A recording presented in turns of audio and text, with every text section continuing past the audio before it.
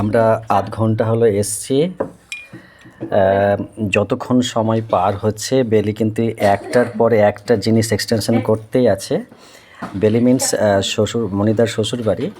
তো মানে পরপর এই যে যতবার থাকছে মানে ও একটা করে কাজ দিচ্ছে। তো আমি শুধু এই সব ফলগুলো অল্প খেলাম।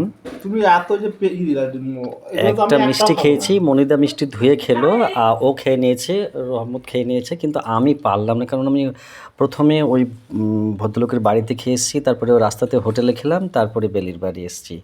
একটা মিষ্টি খেয়েছি, এইগুলো খেয়েছি, এইগুলো খেয়েছি, আর এই যে ব্ল্যাক টি দিয়ে গেলো, এটা তো টি নয় অ্যাকচুয়ালি, এটা মেডিসিন। তো একটু আমি খাবো। আর এই যে ওয়াটারমেলন আছে, এইগুলো আমি টাচও করিনি, কিন্তু এগুলো আমার পার্সেল হয়ে যাবে, এটা আমার ডেস্টিনেশনে পৌঁছে যাবে ফ্যামিলি মেম্বারের জন্য।